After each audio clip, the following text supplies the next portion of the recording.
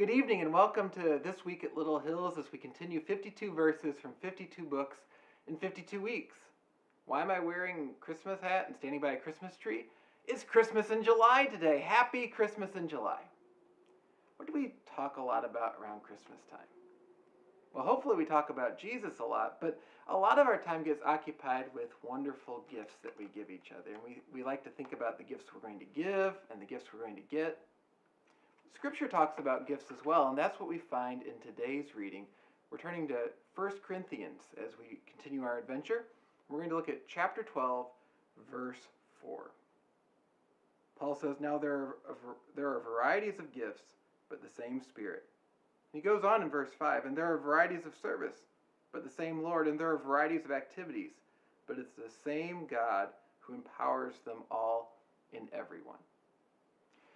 Paul is encouraging the Corinthians, and he continues to encourage us as well.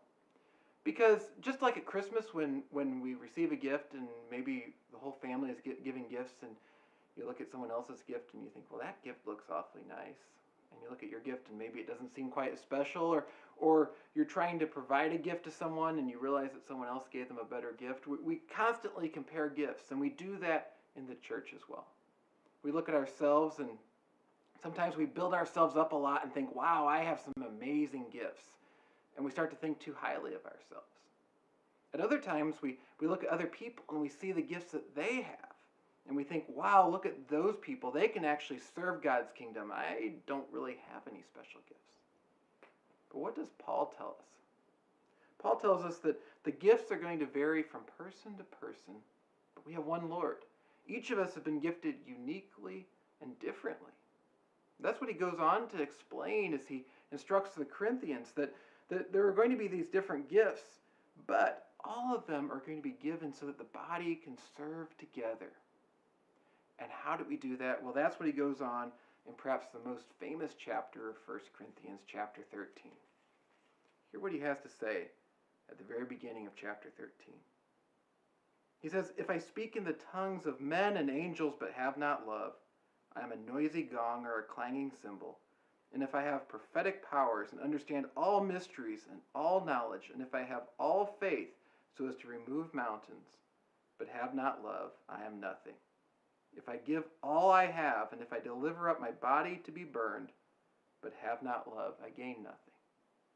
How do we understand the gifts that God gives us that don't come in these packages, but come in our lives and spring out of our lives in our service? We understand them as things that God has given us so that we can experience His love and we can show love to others. He gifts us so we can love. And we can show that love in real ways, whether it's a gift of teaching or service or hospitality or whatever it might be. All of them are guided by love. The Corinthians were struggling with that. They were more focused on what they were getting and giving and thinking about themselves and trying to elevate themselves, and so often we do that too. But just like when we're really trying to have the right mindset at Christmas and we're trying to focus on what God has given us, and even to the extent that we're focused on giving gifts to others and receiving them, we're focused on the love that those gifts speak of, that we have for each other, rather than comparing who has the nicest gift. So too, we're told here that our gifts are going to vary. But when you look at the gifts that God has placed in your life, look at them and see God's love for you, not a point of comparison.